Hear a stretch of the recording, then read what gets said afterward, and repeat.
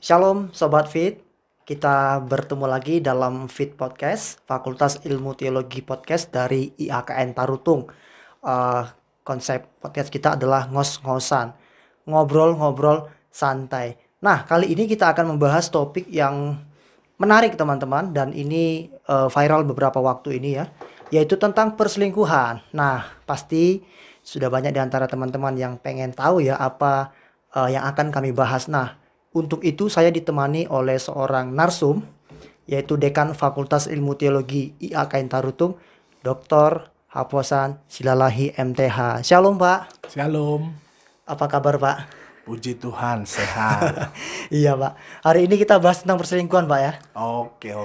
Kan beberapa waktu ini kita mungkin sering lihat di media Pak, ada banyak terjadi kasus perselingkuhan. Iya, Bos dengan pegawainya, majikan dengan asisten rumah tangganya, sesama guru, mahasiswa dengan dosen dan sebagainya. Sangat banyak Pak ya. Menurut Bapak nih, apa alasan yang membuat seorang bisa melakukan perselingkuhan Pak? alasan seseorang untuk melakukan perselingkuhan ada beberapa alasan. Yang pertama alasan psikologis. Oke. Tidak ada kebahagiaan yang dirasakan secara klimaks pada pasangannya. Oh iya Pak. Yang kedua, persoalan tentang habit yang memang sudah mengkarakter. Bukan persoalan puas dan tidak puas, Oke. bukan karena persoalan psikologis, tetapi menjadi sebuah habit Kebiasaan Pak ya. yang terdorong secara otomatis. Iya, Pak, Itu iya. tadi dia. Jadi dia ya tanpa alasan dia suka menebar pesona. Itu dia, tanpa alasan, dan itu memberikan sebuah kepuasan tersendiri bagi Oke, Pak. dirinya. Begitu banyak orang kagum kepadanya, begitu dia mencoba mengkhianati kesetiaan dari ikrar pernikahan yang sudah dibangunnya kepada Tuhan dan kepada para saksi, Oke, jemaat dan keluarga, dia tidak merasa bersalah. Dan dia merasa ada sensasi dan kebahagiaan yang begitu luar biasa yang Oke. dia rasakan di dalam kehidupannya Iya. dengan melakukan itu tadi. Yang ketiga, faktor lingkungan. Jadi faktor lingkungan juga sangat mempengaruhi. Jadi lingkungan-lingkungan yang tidak tepat kadang-kadang juga bisa membuat kita yang awalnya mungkin secara habit kita tidak punya itu gitu tadi. Secara psikologis juga kita tidak punya tekanan di rumah tangga. Tapi karena faktor lingkungan mendorong seseorang itu juga terjerumus ke dalam hal itu tadi. Itu Oke tadi. Pak. Jadi 3 alasan Pak ya. Iya. Psikologis, jadi habit, Iya. kemudian lingkungan Pak ya. Iya. Lalu Pak, apa tujuan seseorang sampai nekat gitu Pak ya? Saya katakan nekat mungkin Pak ya, melakukan perselingkuhan Pak. Tujuan seseorang melakukan perselingkuhan adalah kepuasan. Kepuasan. Jadi kepuasan itulah menjadi alasan dan kepuasan itulah menjadi tujuan akhir goal mereka. Oke. Jadi pencapaian mereka adalah kepuasan. Karena rasa tidak puas, maka mereka berupaya mencari kepuasan di luar. Karena rasa yang tidak puas, maka mereka berupaya untuk memuaskan diri mereka. Oke, Walaupun sebenarnya tidak akan puas-puas. Benar, Tidak akan Pak. puas-puas. Oh, jadi kepuasan Pak ya. Kepuasan menjadi alasan dan menjadi tujuan akhir mereka juga Pak ya. Tadi kita sudah bicara selingkuh Pak, alasan dan tujuan. Sebenarnya selingkuh itu apa sih Pak? Selingkuh kalau kita kaji dalam Kamus Bahasa Indonesia, Iya. selingkuh itu berarti ketidakjujuran. Ketidakjujuran. Iya, selingkuh itu berarti penyelewengan. Penyelewengan. Oke, Pak. Selingkuh itu bisa juga kita katakan sebagai pengkhianatan dari sebuah ikrar atau janji yang sudah dibangun. Itu tadi. Jadi sebagai orang percaya, kita sebagai orang Kristen, Iya. kita menganggap pernikahan itu bukan bentukan manusia, Yes. tapi ada campur tangan Allah di dalamnya. Begitu kita menyimpang dari setiap rule yang sudah ditetapkan dalam pernikahan itu adalah merupakan sebuah penyimpangan. Itu tadi dia. Oke Pak. Jadi selingkuh itu penyimpangan, penyelewengan, pengkhianatan gitu Pak ya. Yap. Semuanya bernada negatif Pak ya. Iya, semua negatif. Nggak ada yang positif. Nggak Pak ada ya? yang positif. Dan dampaknya pun negatif. Iya. Dampaknya juga negatif. Itu tadi Iya. dia. Akhir-akhir ini Pak ada banyak berita nih Pak. Jadi ada orang yang ketahuan selingkuh. Iya. Ini seorang public figure, Iya. influencer juga, mengaku katanya Gua selingkuh nih ya karena memang ada apa ya, semacam penyakit menular, penyakit selingkuh yang diturunkan oleh papa saya katanya, Pak. Bagaimana menurut Bapak statement tersebut, Pak? Kalau dikatakan selingkuh itu seperti penyakit menular, Iya. kalau tadi di awal saya katakan habit. Habit, oke. Jadi dorongan itu sudah muncul dari dalam. Jadi sebenarnya kita tidak boleh mempersalahkan pihak lain dalam sebuah tindakan yang kita lakukan secara sadar. Itu tadi dia. Jadi kan orang selingkuh itu sadar, tidak ada yang tidak sadar. Jadi orang selingkuh itu tidak ada yang tidak sadar. Kalau mereka berkata, aku tidak sadar, Tidak sadar, berarti tidak akan terjerumus dalam perselingkuhan dong. Pak. Itu tadi dia. Karena sadar sekali, Pak, ya. Iya, yang tidak sadar itu biasanya orang yang dihipnotis, lalu Iya, uangnya iya. habis, Itu. lalu dompetnya melayang, Iya, itu dia. Jadi kan persoalannya ada habit. Dalam diri manusia, pada hakikatnya semua manusia ingin melakukan dosa untuk memuaskan hasrat. Tetapi manusia juga punya energi yang datangnya dari Allah untuk membuat mereka mampu mengendalikan Oke. diri Iya. di dalam untuk tidak terjatuh ke dalam dosa itu tadi. Jadi kalau saya katakan tadi ada habit, ada dorongan dari dalam, dan itu direalisasikan secara sadar. Jadi kalau orang berkata ini diturunkan dari papa saya, ada memang artinya sebenarnya diturunkan itu sah-sah saja.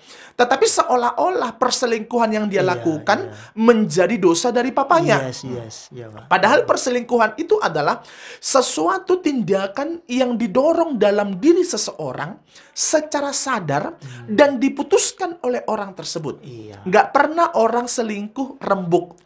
Diskusi dulu, ayo diskusi dulu. Aku ada rencana mau selingkuh ini gimana? Apalagi dengan pasangannya, Pak, ya. Tolong dulu topang aku dalam doa dan lain sebagainya. Tidak, tapi dia secara sadar dia akan melakukan itu. Iya. Dan dia putuskan dengan sendirinya. Itu tadi dia. Kenapa? Karena alasannya adalah mencari kepuasan. Dan tujuannya juga adalah untuk mendapatkan kepuasan. Itu tadi dia. Jadi persoalan kalau dikatakan karena papaku, itu mungkin masuk faktor yang ketiga, lingkungan. Dia sudah terbiasa melihat figur Iya. berselingkuh, jadi dia merasa itu adalah hal yang wajar. Iya. Dikala papaku pernah selingkuh, mamaku diam. Yes. Dan itu bukan merupakan sesuatu hal yang besar. Kenapa kau yang berontak? Iya. Mamaku aja tenang-tenang, Iya. gak ada masalah. Papaku dulu selingkuh, papaku dulu pernah menyeleweng dengan beberapa perempuan, dan aku tahu, dan aku kenal, dan mamaku juga tahu. Tapi kami tidak ribut, kami diam. Sesuatu yang tidak wajar diwajarkan, itu akan bisa digenerasikan. Iya, Pak. Itu tadi dia. Sama seperti saya melakukan tindakan konyol tanpa saya sadari, anak saya akan merekam itu dan dia seolah-olah berpikir itu adalah hal yang wajar Iya, dan normal. Itu. Iya, Pak, iya. Apalagi saya dengar katanya, Pak, ini mamanya yang ngomong ke dia, Pak. Papa lu dulu tuh player katanya gitu, Pak. Iya. Wah. Jadi apalagi jadi alasan kan mama saya aja lo terima papa saya, bahkan dia cerita lo ke saya gitu, Pak, ya. Itu tadi. Oke, baik, Pak. Kemudian, Pak, kalau kita bicara dari perspektif Alkitabnya, Pak, apa pandangan Alkitab tentang perselingkuhan, Pak? Ya, perselingkuhan secara harafiah tidak ditemukan dalam Alkitab. Oke. Tapi ada kata zina. Zina. Dalam Matius 5:27 persoalan tentang jangan berzina. Jadi persoalan perselingkuhan adalah zina. Itu tadi dia. Termasuk cabul juga tuh, Pak? Termasuk cabul. Tapi artinya di sana kita mau lihat Alkitab itu dengan jelas kalau dalam kitab Amsal 6 ayat 32 dikatakan orang yang berzina itu adalah orang tidak memiliki akal budi. Oke. Karena itu akan merusakkan diri. Dalam kitab Ibrani 13 ayat 4 juga jelas dikatakan supaya kita menghormati yang namanya perkawinan. Pernikahan. Oke, iya, Pak, Supaya kita menghormati. Artinya pernikahan yang kita bangun secara sadar dan kita yang menetapkan pasangan kita untuk diberkati oleh Allah. Jangan kita cemarkan dan jangan kita rusak hanya karena persoalan kepuasan. Oke, Pak. Jadi Alkitab menentang yang namanya ketidaksetiaan. Alkitab menghendaki pernikahan itu dibangun dalam dasar kesetiaan. Oke. Maka pernikahan itu sekali dan hanya maut yang dapat memisahkan. Iya, Pak. Oke, jadi Alkitab jelas menentang tentang perselingkuhan, Pak, ya. Sebenarnya ada banyak mungkin ayat-ayat Alkitab, Pak, ya, yang banyak menentang itu, sekali. Pak, ya. Oke, Pak. Tadi kan Bapak berkata bahwa seseorang berselingkuh alasannya bisa karena tidak puas, Iya. kemudian tujuannya bisa mencapai kepuasan.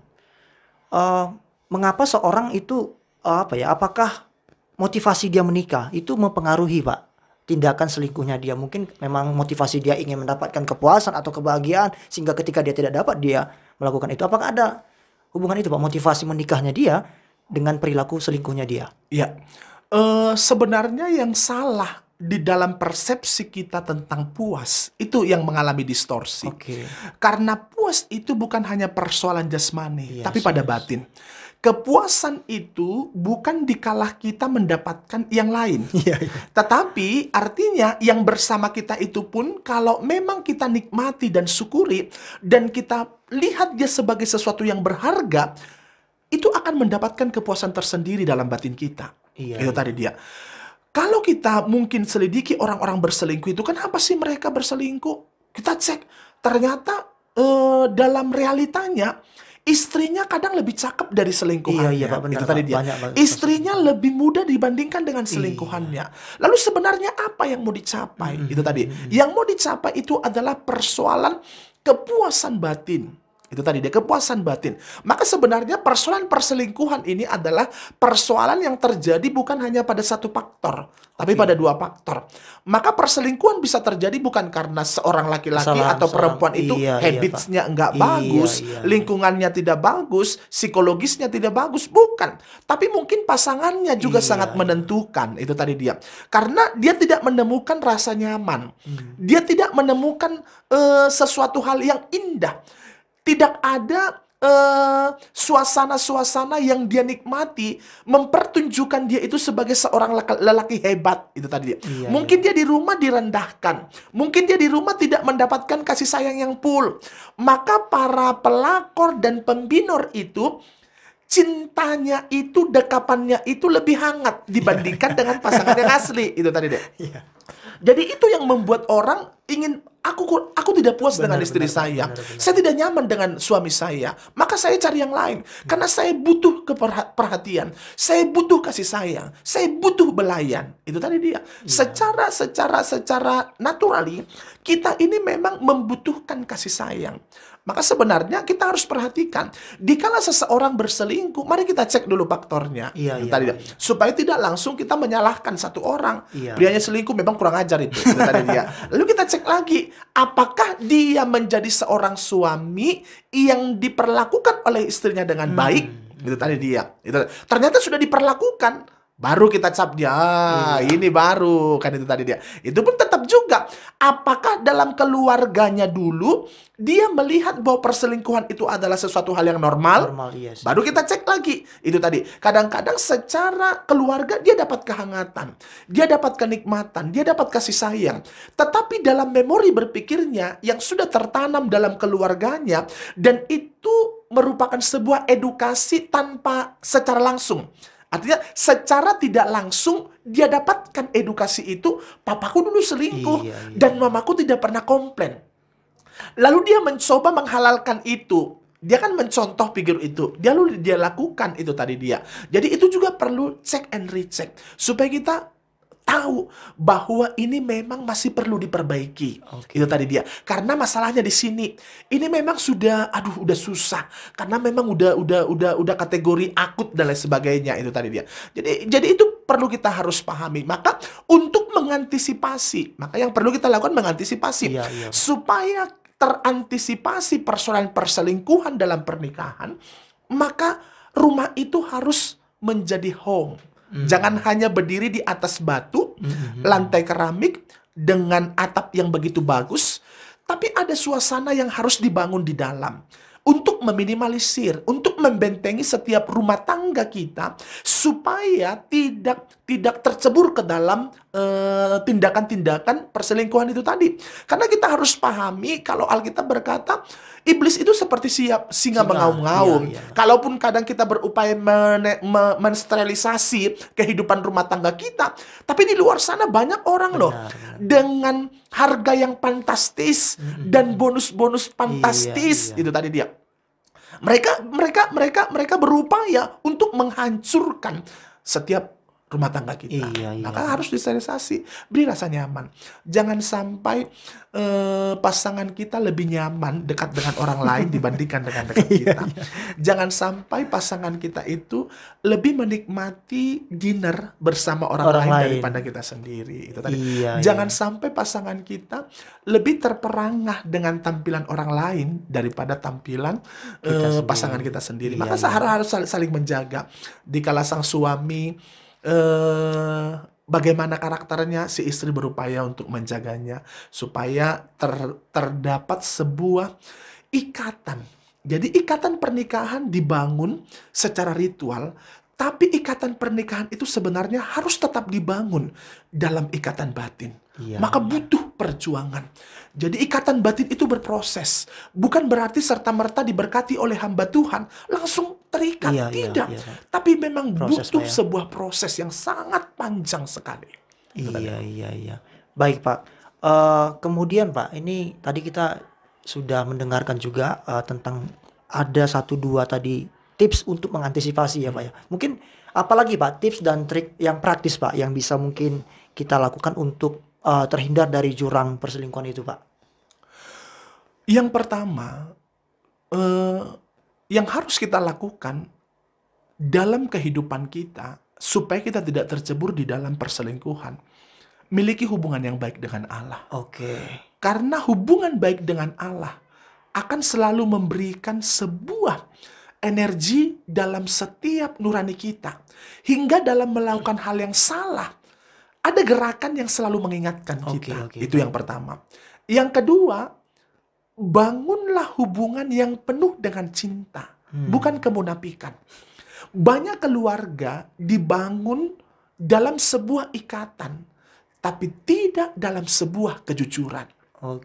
Itu tadi dia. Maka mereka menikah. Kenapa kau menikah? Untuk dapat anak. Kenapa kau menikah? Karena usia saya sudah cocok untuk menikah. Kenapa kau menikah? Aduh, kalau nggak menikah saya kayaknya nggak terpuaskan hasrat jasmani saya. Atau kenapa sudah kau kecelakaan, menikah? Pak? Karena MBA seperti itu. Kenapa kau menikah? Karena dipaksa dan lain sebagainya. Akhirnya itu akan menimbulkan resiko. Itu tadi. Tapi kalau kita punya hubungan dengan Tuhan baik, itu tadi, ada orang yang nikahnya dipaksa, dijodohkan, tapi bisa langgeng. Ada orang menikah karena MBA, tapi dia sadar bahwa itu adalah salah. Dan dia bangun hubungan yang baik dengan Allah. Dan dia nikmati proses pernikahan itu dengan begitu rupa. Akur, jalan terus. Mereka betul-betul sama-sama setia. Itu tadi. Jadi bangunlah sebuah kehangatan di dalam rumah tangga itu tadi. Jangan saling mempersalahkan. Itu tadi. Baru bangunlah sebuah ruang untuk pasangan itu untuk memiliki ruang tersendiri dalam kehidupannya. Ternyata dalam pernikahan itu kita butuh waktu berdua. Kita butuh jalan berdua. Kita butuh mandi berdua. Kita butuh bicara berdua. Artinya jangan sampai waktu kita terhabiskan oleh berbagai aktivitas hingga kita lupa bahwa kita pasangan. Itu tadi dia. Jadi itu juga harus kita miliki. Yang keempat, pintar-pintar mencari teman. Karena teman juga bisa menjerumuskan. Awalnya kita memang tidak ada niat untuk berselingkuh, nggak ada niat sama sekali. Tapi kadang-kadang karena pengaruh orang lain, niat yang tidak ada itu bisa muncul. Akhirnya mulai coba-coba. Begitu lolos sekali, ternyata nikmat. Itu tadi dia. Itu yang biasanya yang mencuri itu kan lebih nikmat dari yang asli. Jadi mangga yang dicuri dengan mangga yang dibelikan sensasinya beda. Jadi karena dia mau dikejar-kejar kan, jadi sensasinya makin beda dia. Padahal mangganya sama, Pak. Mangganya sama. Itu tadi. Jadi itu juga lingkungan itu kita harus lihat. Itu tadi dia. Yang keempat, dikala kita mendapatkan edukasi yang salah, sadari bahwa itu salah. Pak. Dikala kita punya orang tua broken home, sadari itu salah. Jangan sampai itu menjadi alasan bagi kita untuk mengalami hal yang sama. Tapi biarlah itu menjadi sebuah proses yang memberikan kita perenungan bahwa orang tuaku adalah contoh yang salah. Maka aku tidak akan pernah melakukan itu. Itu tadi. Jangan pernah membuat itu merupakan orang tua kan begini. Tetanggaku kan begini. Yang paling parahnya lagi, hamba Tuhan kami kan begini, itu kan dia. Pendeta kami kan begini, kata itu. Jadi yang begitu. Kadang-kadang kan hal-hal seperti itu akhirnya banyak orang menghalalkan sesuatu yang nggak halal. Iya Pak, iya, oke oke. Terima kasih banyak Pak, nggak terasa Pak sudah banyak hal yang kita bahas. Iya Sobat Fit, kami sudah berbincang-bincang tentang perselingkuhan. Dan memang perselingkuhan itu sesuatu yang tidak diizinkan oleh Tuhan. Dan tadi Pak Aposan sudah menyampaikan kepada kita tips dan trik untuk kita bisa terhindar dari dosa perselingkuhan. Karena itu sebuah hal yang mendukakan hati Tuhan. Dan kami berdoa dan kami berharap supaya Sobat Fit yang mendengarkan ngos-ngosan ini, ngobrol-ngobrol santai ini bisa diberkati dan kita semakin menjadi anak-anak Tuhan yang luar biasa. Mungkin Pak Abosan bisa sampaikan closing statement kepada Sobat Fit, Pak. Jaga keluargamu. Bangun kehangatan di tengah-tengah keluargamu. Dan jangan pernah mempersalahkan siapapun dalam setiap apa yang terjadi dalam kehidupan rumah tanggamu. Tapi belajarlah memperbaiki segala sesuatu dikala terlanjur. Belajarlah untuk memperbaikinya pada sebuah yang lebih baik lagi. Dikala keluargamu sekarang dalam keadaan baik, ingat, di luar sana banyak hal-hal yang berupaya untuk merenggangkan, untuk menghancurkan. Maka tetap harus waspada. Jaga pasanganmu, bukan dengan sikap protektif, mengawasi secara berlebihan, tetapi jaga dia dengan cinta kasih. Jaga dia dengan komunikasi yang manis. Jaga dia dengan kehangatan. Maka itu yang akan membuat dia terikat terus. Kemanapun dia melangkah, maka pasangannya tetap yang terbaik di matanya. Begitu banyak pun orang yang rupawan dilihatnya, maka pasangannya tetap yang terhebat baginya. Maka rumah tangga kita akan terhindar dari sebuah kisah perselingkuhan. Jadi yang pasti, mari kita sama-sama hidup dalam sebuah kebaikan seperti apa yang Tuhan inginkan. Tetap berdoa, tetap mencintai dengan tulus tanpa ada unsur-unsur motivasi yang lain. Demikian dari saya. Baik, Sobat Fit, tak terasa kita sudah di ujung acara podcast kita. Dan apabila konten ini memberkati saudara, bisa subscribe, bisa komen dan share kepada orang lain supaya mereka juga mendapatkan berkat yang sama dengan kita dan kita bisa saling bersama-sama menjaga diri kita, menjaga keluarga kita, dan menjaga komunitas kita. Sampai jumpa dalam program Fit Podcast berikutnya. Tuhan memberkati kita. Salam dari Fakultas Ilmu Teologi. Shalom.